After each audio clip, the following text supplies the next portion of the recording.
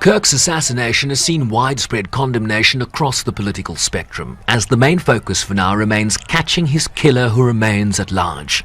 But according to investigators, they appear to be tracking his movements. That individual appears to be of college age. We are confident in our abilities to track that individual. If we're unsuccessful in identifying them immediately, we will reach out for the public's help and the media's help in pushing those photos. Shooting, we were able to track his movements as he moved to the other side of the building, jumped off of the building, and fled off of the campus and into a neighborhood.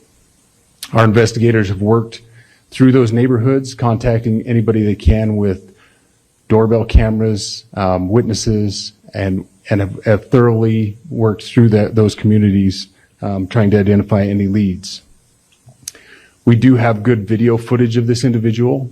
We are not going to release that at this time. We are working through some technologies and some ways to identify this individual. The FBI says they've also recovered the weapon that they believe was used in the attack. This morning I can tell you that we have recovered what we believe is the weapon that was used in yesterday's shooting. It is a high-powered bolt-action rifle.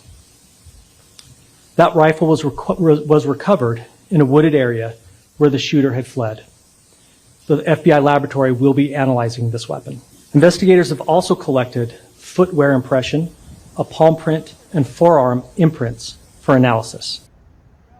Kirk could be described as a polarizing political figure in the United States and an unapologetic supporter of President Trump, an advocate for the right to bear arms and for armed security at schools, a fierce critic of transgender rights, a vocal critic of immigration, while espousing strong anti-Muslim views. His work through Turning Point USA, that advocates for conservative politics on college and university campuses, is credited for galvanizing the youth vote in support of Trump and his subsequent electoral victory in 2024. Earlier announced Kirk would posthumously receive the Presidential Medal of Freedom, the highest civilian award in the United States. Filled with grief and anger at the heinous assassination of Charlie Kirk on a college campus in Utah. Charlie inspired millions, and tonight all who knew him and loved him are united in shock and horror. Charlie was a patriot who devoted his life to the cause of open debate and the country that he loved so much, the United States of America. He fought for liberty, democracy, justice, and the American people. He's a martyr for truth and freedom, and there's never been anyone who was so respected by youth. Charlie was also a man of deep, deep faith, and we take comfort in the knowledge that he is now at peace with God in heaven. Joe Biden, Barack Obama, Bill Clinton, and George W. Bush all rejected this despicable violence as having no place in the country's democracy, while the Speaker of the House of Representatives also weighed in. Political violence has become all too common in American society, and this is not who we are. It violates the core principles of our country, our Judeo-Christian heritage, our civil society, our American way of life, and it must stop.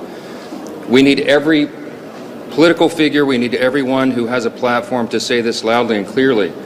We can settle disagreements and disputes in a civil manner, and political violence must be called out, and it has to stop.